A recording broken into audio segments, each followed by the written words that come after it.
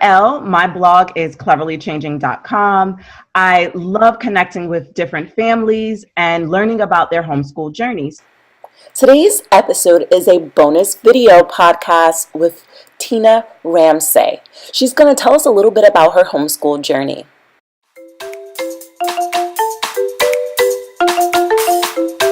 So today we are going to get to know a little bit more about Tina and her family. I am a homeschooling consultant and a health and wellness coach. www.tinaramsay, that's RAMSAY.com. Can you tell us a little bit about how your homeschooling journey began? Well, my homeschooling journey did not begin the atypical way. We had to do it because of necessity. It wasn't something that I had planned to homeschool. It was just due to different circumstances that came about that we had to start homeschooling. I have always been in I'm a product of public school, and I never thought of any other way of schooling but public schooling. So when the whole idea of homeschooling came about, I was a little bit apprehensive and a little nervous. And this is a little strange because I was teaching in the school system, so I don't know why I was just so apprehensive about doing teaching my own children. So I was like, ooh, I could teach everybody else, but my children, I don't know, like every day, just us, like really. But I'm so glad that those circumstances happened, which allowed me to take this journey. It has been the best journey ever. Of course, you have ups and downs, but it helped me to get to know myself better and also get to know my children better and develop some interest in myself that I didn't even know I had. So it has just been an amazing journey for all of us. That's awesome. So yeah. You said something that I thought was very key. You just mentioned that you were in the school system, and even though you were a teacher and you were educating others, you were still apprehensive. And that's kind of mind-boggling, because we would think that if you're teaching, it would be an easy transition. No, well, in my case, I can't speak for every teacher in general, but for me, I always had a passion from a young age that I always knew that I wanted to be in children's lives in some kind of way or another, whether it be a daycare worker or whether it be in the public school system. I have a very deep passion for children with learning differences. So I did a lot of things in reference with that. So I was a person that they called in the public school system when they had the children with the behavior issues. So I was the one that came in and work with them one-on-one, and I loved it because I was able to finally give those children a voice that they did not have, because most of the cases they just misunderstood, and they're very brilliant, but they need someone just to be there for them, kind of like their children, and really listen. And so that's what I did, and I volunteered a lot when my children was in the public school too. So I did a whole lot on both areas. And I never envisioned myself homeschooling my children. It was just a mind shift I had, I guess. Like, the concept was just totally mind-boggling me. Like, homeschooling me? No, like I couldn't see it. So, but now I can't see any other way. So I just love it. And I wish I would have done it way, way sooner. Now that I'm seeing it from the inside looking out, I wish I would have started way, way earlier, but I'm just so thankful that we started the journey, and it has been an amazing ride. I'm just loving it. So can you tell us how old are your children? Now my children are, I have officially a house of teenagers, 13 and 14, officially. Oh, 13, 14, but I started when they was in elementary school, so I'm transitioning out my first high schooler, which was a little bit nerve-wracking to say the least, but we are almost done. We have about 3 more months left in the school year, and she's doing amazingly, and I just thought high school was going to be so difficult, and it's not. Like, I just thought it was going to be I just don't know why I was thinking that. And I guess because I'm reading everybody's little blogs and different stuff about high school this and high school that. And I was like, I don't know. And now I'm like, oh, it's a breeze. Oh, wow. It's a breeze. Like, I'm loving it. I'm loving everything about it. It's just a step up from what you was already doing.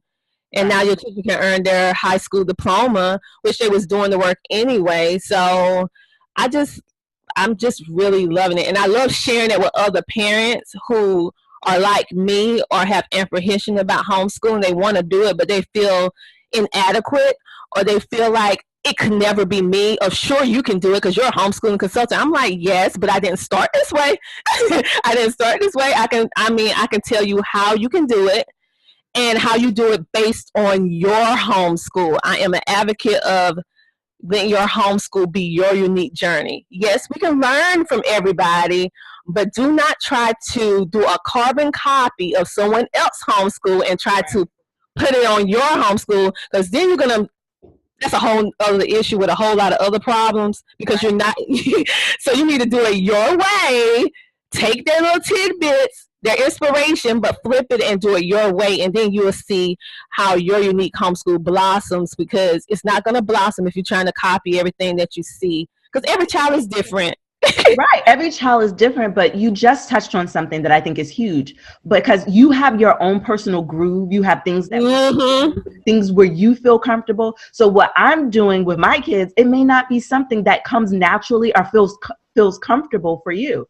And so, you know, we can't just say, so what are you doing? Oh, well, I'm going to do exactly what she's doing. It's not, you know, our kids are different. They have different personalities. And the beauty of homeschool is you tailor your homeschool to your child's personality. Yes. And what they need. Said that, because I think that's what separates, you know, some people feel like I just can't do it, you know, once they start. And I think a lot of times that anxiety and frustration after starting comes because either you're trying to make it exactly like public school, but in the home, or you're trying to do something that isn't a good fit for you or your family. And so I know with me, my biggest motto for homeschooling is be flexible. Like, be flexible is those two words.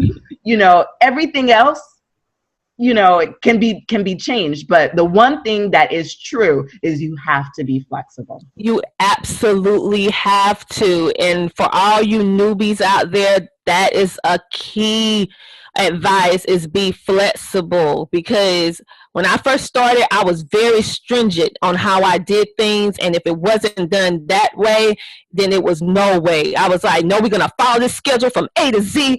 We're going to cross our I's and dot our T's, you know, with no little wiggle room for life situations. And so you set yourself up for failure when you do this. You creating a struggle for yourself. We're going to have different things that are challenging, but why create a challenge when you don't need to create one? Like, I'm like, okay, you guys, why are you homeschooling if you don't want to be flexible and do it your way? And I just love it because you can tailor stuff to your child regardless of their learning difference or learning style. Because usually when you have a child that has I like to say learning difference than learning disability, because I just simply feel that it's just a learning difference. And when you start labeling a child to be disabled, they feel broken or something's wrong with them. And then when they start facilitating behavior that goes along with that title, we get upset.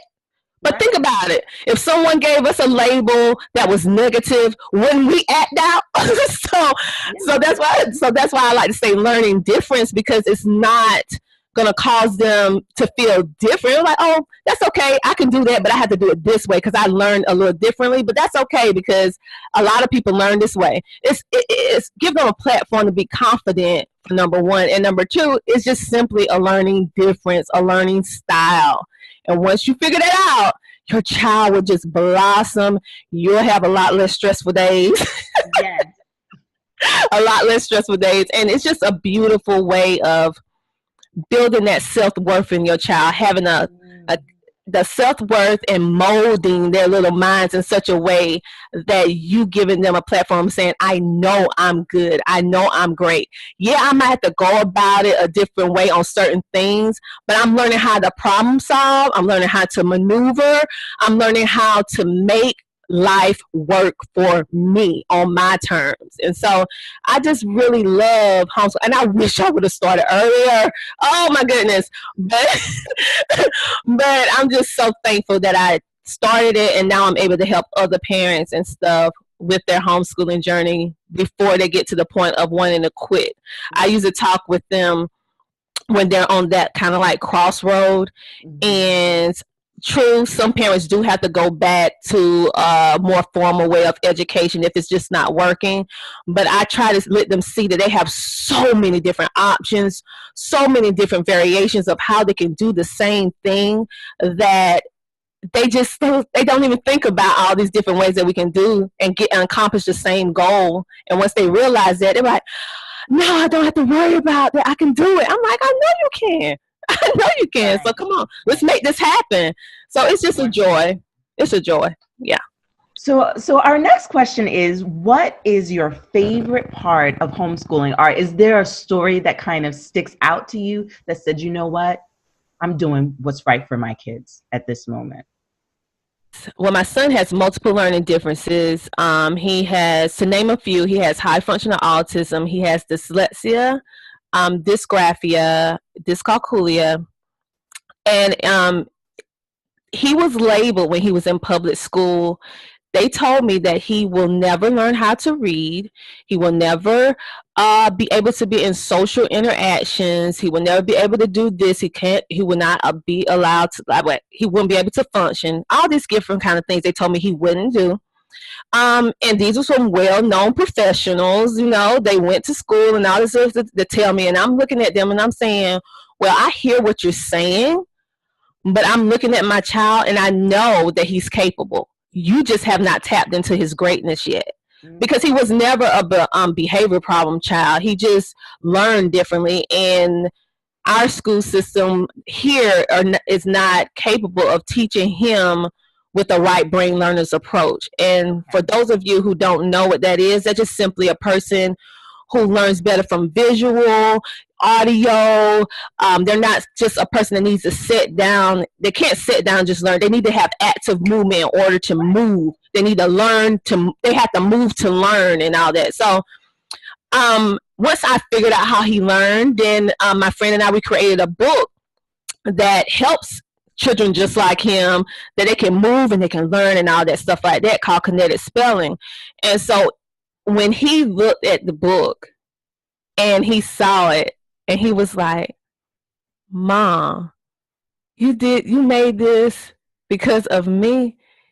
And then other parents coming in and they saying, well, it's working. It's helping my children. Wow, you need to tell people about it.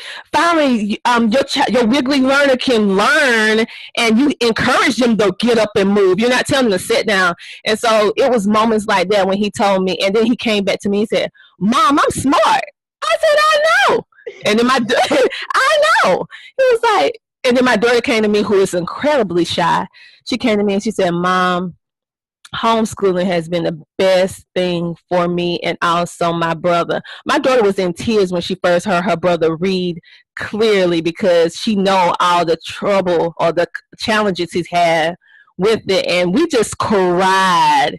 And he said, Mom, they said he would never do that, and you was able to teach him that. And he said, Mom, just imagine if you listen to them. I said, so never let someone determine your greatness. Yeah.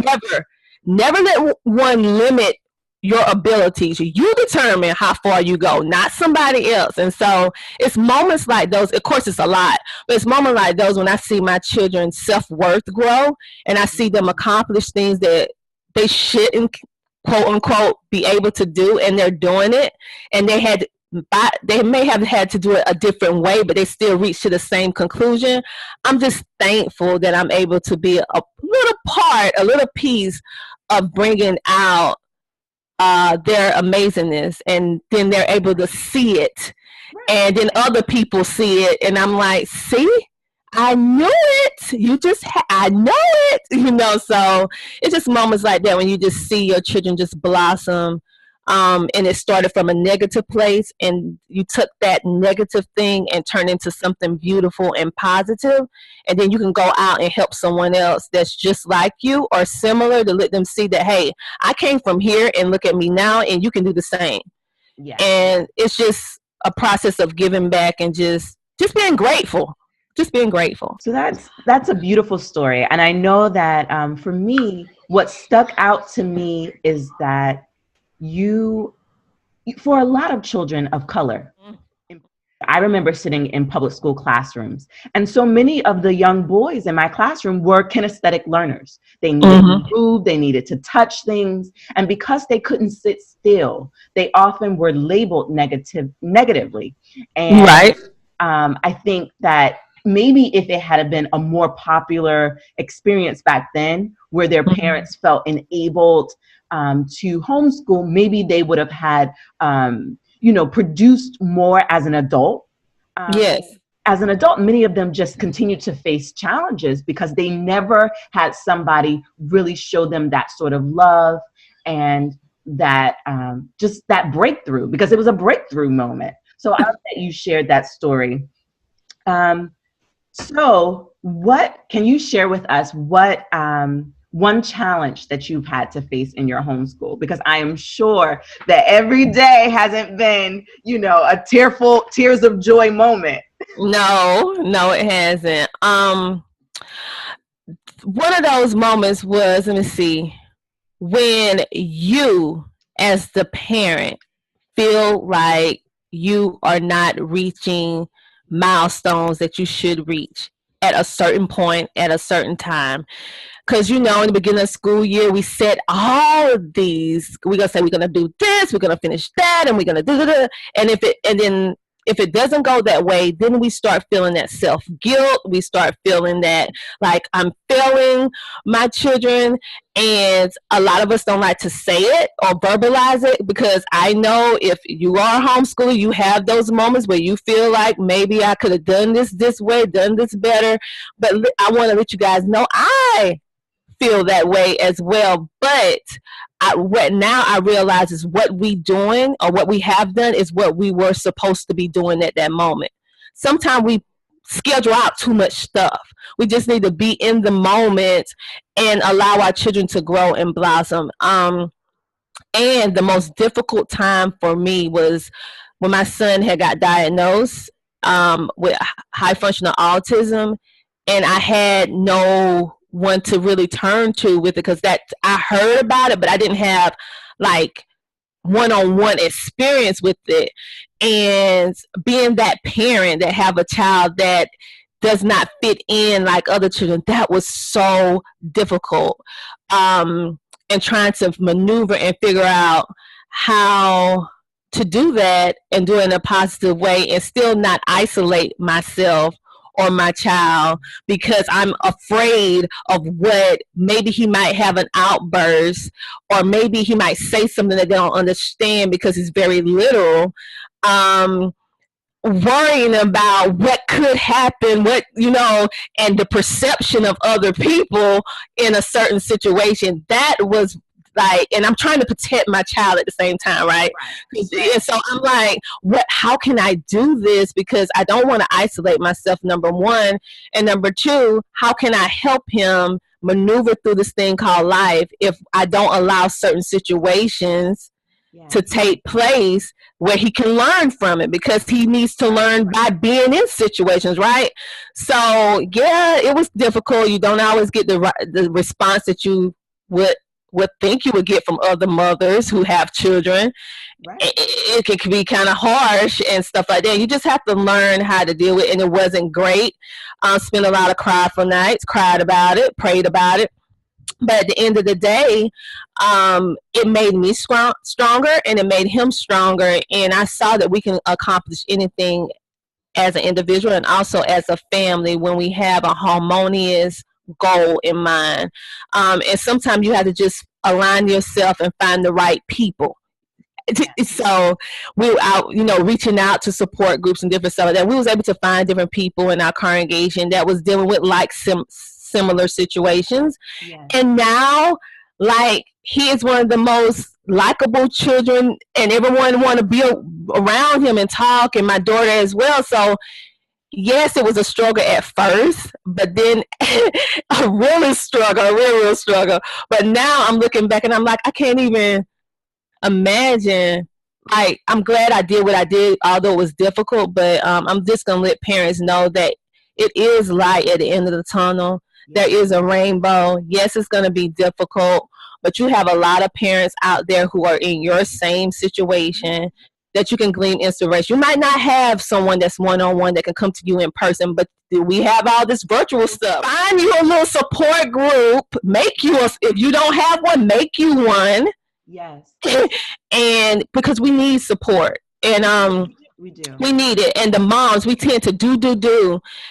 And we don't allow ourselves to have that downtime. I burned myself out with everything with my children and gave little attention to myself until I crashed. You get to those moments and you just like, I can't do anymore. Like, your body is numb. And I had to learn that I'm not a superwoman. Yes, I have superwoman tendencies, but I'm not a superwoman. So I just had to learn. So I don't want other parents to feel less than of just because things are not picture perfect, because it's not going to be picture perfect. It's not Pinterest. It's not. It's not them good posts. And then they smile perfect for about 3 seconds, and then after the picture, like, oh, it's not like that. But we do have beautiful moments along with. But think about life. We have challenges in life. It's just, and homeschooling just an aspect of our life. And so we're going to have those ups and downs. And then if you have illnesses and different stuff like that, you're still dealing with all of that within the homeschool realm. So we're going to have those moments, but we're going to have a whole lot more positive moments than negative moments. But you have individuals like us who being transparent, so you can know that you're not alone. You're not alone. It happens, but you can pick yourself up and move on, because it's going to work.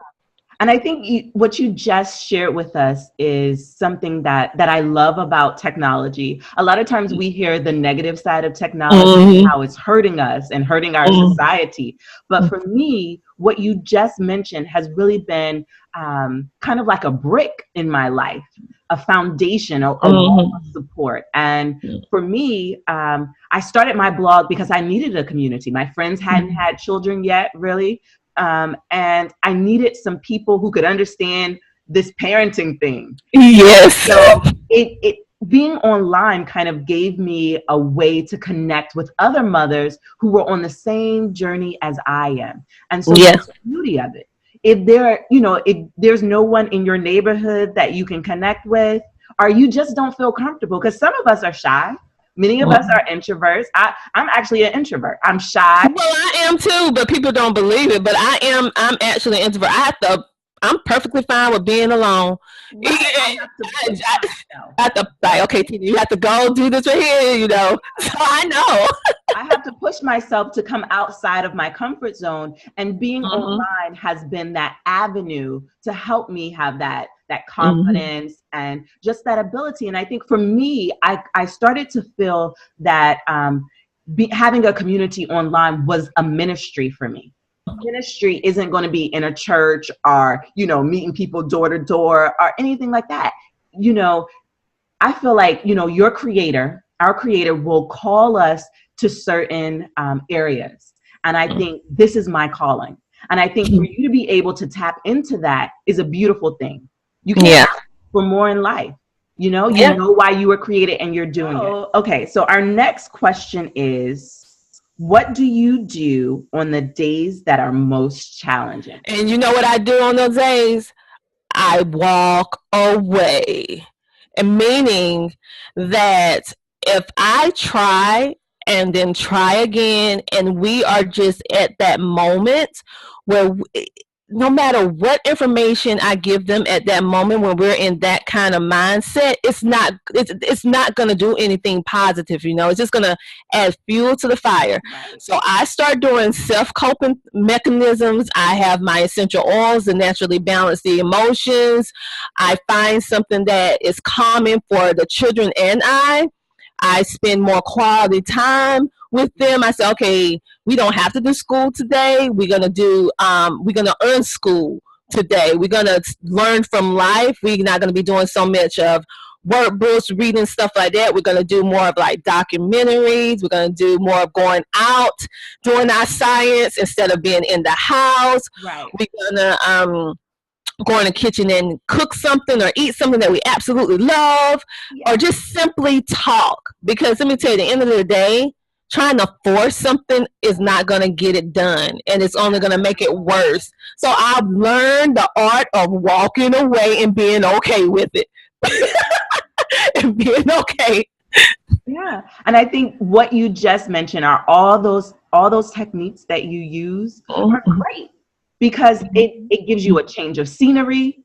It gives the children a time not to feel anxiety about not being able to listen at that time. Because, we have different moods. Just like as adults, we have different moods. Our children are the same way. When you're working a 9 to 5, you may need to have, a mental health day. Yes. It's that same thing. Sometimes kids have that experience as well. And I love that you're okay with it. I think I wasn't at first. I had to learn. Yeah, we all do. So you just mentioned that you have an online community sometimes, that you found some people. But where do you turn to for support? Because I think that homeschoolers, no matter, your demographic or anything really, you have to have some sort of support. Yes. Well, I have many friends, I'm happy to say now, that started homeschooling. They saw me and they was like, well, if Tina can do it, I think I can do it too. I'm like, for sure you can, and I'll help you get started. So I have a good little community now. And before then, I had one mom that just really reached out to me a whole lot and helped me a lot. So I would go to her and still talk to her to this day. I just make sure I reach out when I need help. And the hardest thing is to reach out, right? Because you want to make sure like you have it, like I know, but I had to learn how to put that pride aside. Yeah. My dad has this saying when he says, listen, child, put your pride in your back pocket. And I was like, Dad, what does that mean? He said, sometimes you have to take that pride and put it away like you would put away your clothing, because your pride can make you fall. And don't be too proud to ask for help. And I was like, okay, Dad, I get it. So I just learned to ask for help with trusted individuals and let them know, hey, I need help. Like I asked my mom the other day, I'm like, hey, can you teach the kids math today? I'm really bogged down with some things I have to do from work. Can you just do math with the kids? I asked my husband, hey, you're good with economics. I don't feel like doing economics today. I have a lot going on. I did all the other topics. Can you do this? Learning to ask for help and also utilizing virtual. I have some other homeschools that's all over, some friends. And I'm like, listen, you're good at English. How about teaching kids about the essays today? Because I just can't. Not today. And they were like, sure, well, can you teach my children about this with the learning difference? I was like, oh, sure. So just learning how to delegate and learning how to ask for help and being okay with it. And asking for help is not a weakness. It is a strength. It's a strength. You 100%. We have to learn it, though, because we feel like we have to do everything, and you don't.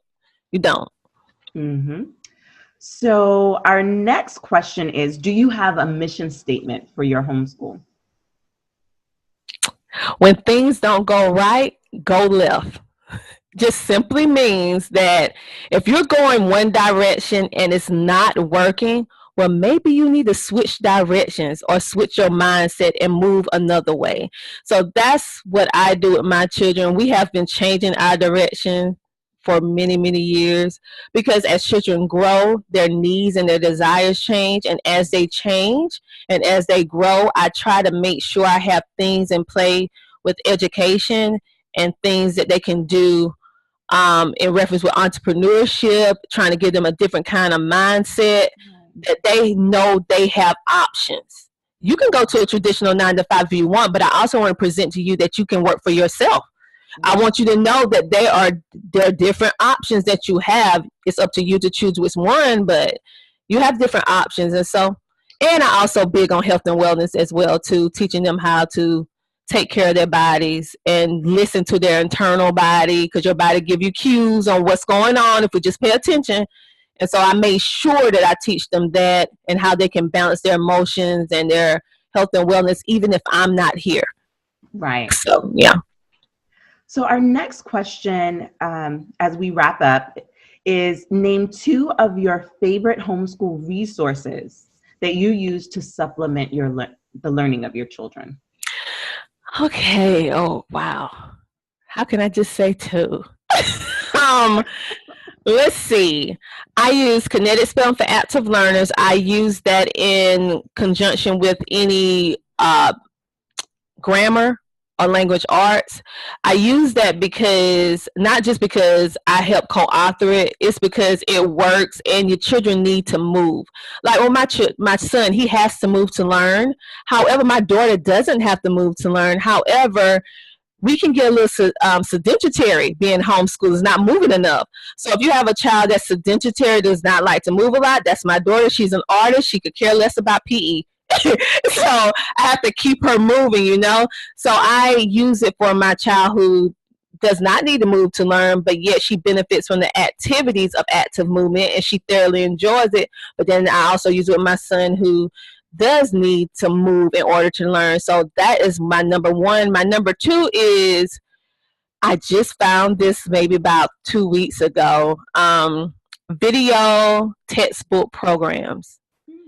And usually you can't find these kind of things for upper grades. You know, we have so many wonderful things for elementary.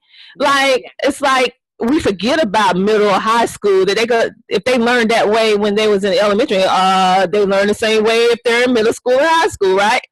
So I was able to find some amazing short clip videos that deals with American history, deals with biology, all the little things that my daughter has to do for high school, which my son will have to do when he get in high school.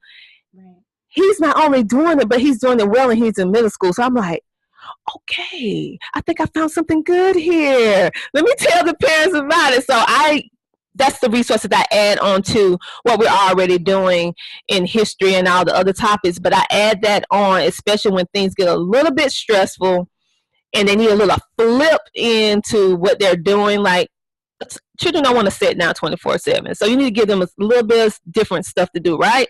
So I use the videos, and I like them. They're short, precise, right to the point. My son do not like to go all the way around the mulberry bush to get to the answer. He just like it just to come straight and precise, and it does that, and it does it on a high school level, which I think is amazing. And it just make history fun, because my daughter don't really care too much for history. So I had to really work hard to try to find something that engages her, and she loves it. And so I'm just a happy mama. That's my new resource. So I'm like, yay, I found something that both kids love, both kids can do, and it solves the problem. So that's awesome. Our very last question is going to be, what's one lesson, tool, or approach you wish you had learned before you began homeschooling? That is not going to be perfect. No matter if you have the best lesson plan, and I am a planner up to the moon and back. I will plan, and I like planning. However, we need to be a little flexible, because life happens, right? And then children, their mind, they're developing, it changes. So they may love this topic and the way you delivered it 3 months ago, but now their mind is not on that. And so I had to really learn how to allow life changes not to throw me off. Because usually I want to just keep it the way I planned it. And then I realized there's no perfect plan, no matter what curriculum you have, no matter what you decide to do. Your kid at the end of the day is the curriculum. Oop, I just said a word. The kids are the curriculum. They determine. It's no special book. It's no book that we might have books that we love, but it's no special book that's going to make your homeschool experience the best, absolutely outside the park ever. Because at the end of the day, if you didn't develop it yourself for that child, it's not going to be perfect. And even if you did, that child changes. So I had to realize that and realize the key fact that it's not always the books or the curriculum you're using. It's what your child does with it and how you present it and how much they actually learn from it. They can do all this stuff, but are they actually learning? Yeah. So I'm like, that's what I learned. And I'm like, I wish somebody had told me that, because I felt like it had to be these box curriculums and I had to have it, because if I didn't have it, then my homeschool was going to be a failure. I'm like, okay, you can use your dictionary. That can be your curriculum. You can use this. I mean, it's so many things that you can do. At the end of the day, your children are the curriculum. Whether people understand that your child is the curriculum, they determine. It's so funny that you say that, because that is like one of the top questions that people ask. And I think once you become a veteran homeschooler, we kind of, shrug that curriculum. What is this word? This word you just said. We're no longer bound by that. It's like, I use what works. No, I mean, you're asking me, do I use, they throw out some names and you're like, sometimes I use it, sometimes I don't. Like, I use what works. And I think once you become comfortable in your homeschooling, you'll figure out what works. It's okay if you don't finish it. I used to be like, I have to finish it from beginning to end, even if it is not working. If I bought it, we're going to use it from beginning to end. That's it. Because, and I had to realize, hey, why are you beating the drum? It's not going to work. Like, why are you torturing yourself? I'm like, it's okay to close that up and move on to something else in that same subject that will work. A lot of us, we so conform to, if we bought it, we're going to use it. And of course we want to, but at the end of the day, if it's not working, why torture yourself? Find something that's working. On yourself. Yeah, that's what I'm like. They're like, what is your favorite curriculum? I'm like, my kids, my children. They're like, what? I'm like, you'll see. You will see. Yes, I love it. You are full of so much knowledge. I love the joy that you have about homeschooling. I think that, I definitely, I feel blessed just listening to you. Well, I am hearing you. So I love that you shared so many personal things about your journey and how you have just blossomed. I mean, your kids are now in high school. You've had those challenges, you've overcome those challenges, and you're helping others. And I think that is beautiful, and I think you are a perfect example of how homeschoolers can thrive if you just give it a chance. So thank you. Oh, thank you. I just want to be that inspiration if I can with all my little silliness. I love to make people smile too. I'm serious to a point, but I just love to let you see that you don't have to be so serious. Homeschooling is a journey. It's a joy. It has ups and downs, but what relationship doesn't? It's like a relationship. It's like a little marriage. It's like up, down, so it's just beautiful. And then at the end of the day, you're building relationships with your children on a level that is not on the surface. And we have that because we have them with us, and we're not sending them off to someone else. We have them there, and we have something that can be rooted with our children for a lifetime. And I think that is just a joy, because I didn't realize how much time I was missing with my children when they was in public school until I had them home. Yes, it's not always easy, but boy, is it worth it, because I'm just seeing them just blossom into young adults, and I'm just like, I want to take them back though, to about 10 or 9. I'm like, no, oh no, you're going too fast. But I'm just so happy that I am an active participant in their memories. Have we ever thought about it? We are an active participant in our children's memories. When they remember certain aspects of their life, we will be so ingrained into their memory that just love. Just love. We're going to be so ingrained that they're going to always remember that. And when they have children, they're going to totally understand, wow, look what my mom, what my dad did for me. Like, wow. It's going to all come full circle, especially when they get grown, and we can't hardly imagine that, and they have children. It's going to come full circle, and they're going to see everything that we put into them, and they're going to understand why. And maybe they might be a homeschooler too. I think I'd just be a grandma, like, let me help homeschool the children.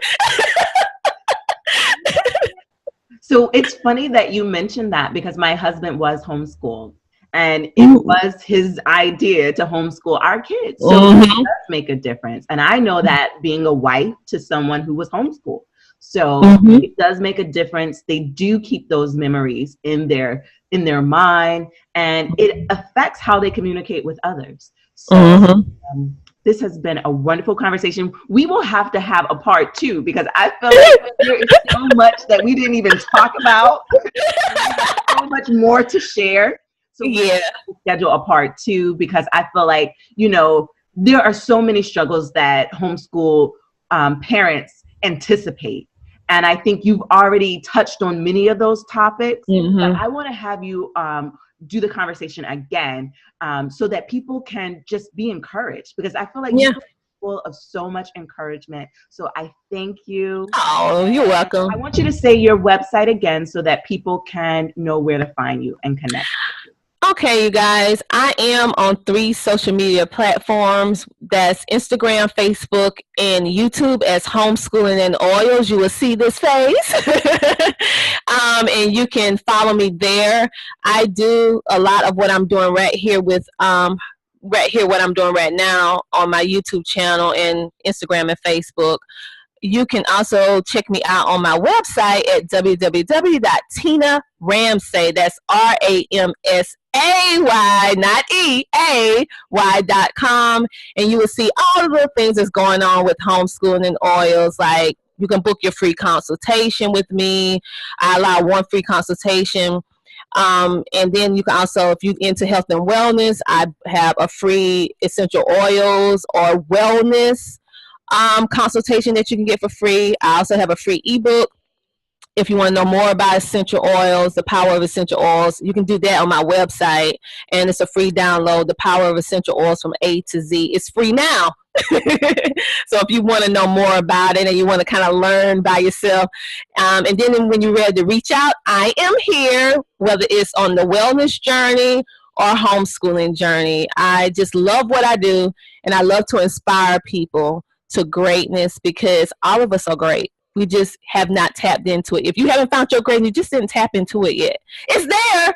And that's for moms, dads, whomever homeschooling, and the children as well. We tend to not think about ourselves, but through my journey of homeschooling my children, I was able to find myself. And because I lost Tina for a long time, and I was able to find myself and what I like and what I would like to do, what I would like to leave as a legacy to not only my children, but also what I would like to do for people that need help. That I just want to let you know, it's going to be okay. It's going to be okay. I make you smile, give you some information, help you on your health and wellness journey, tell you about different little stuff, and I love doing giveaways. So I love feeling like a little mini Oprah. You get a book. You get a book.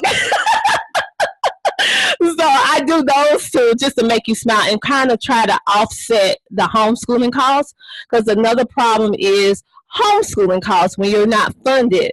So I show you different ways you can get things for free or discounted, because I don't want you quitting homeschooling just because you don't have enough money, because there's so many options out there for you that's free or discounted that your child can have everything that your heart desires, and you can do it on the budget as well. And you don't have to feel like you're less than because let me tell you, I have too much stuff in that room right now. That's why I'm doing giveaways, because it's too much.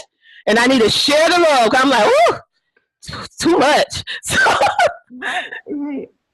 So this has been wonderful. Definitely check Tina out and support her business, support homeschooling. If you have questions and you need more information about the homeschool journey, definitely communicate with Tina and she will be able to help you more. All right.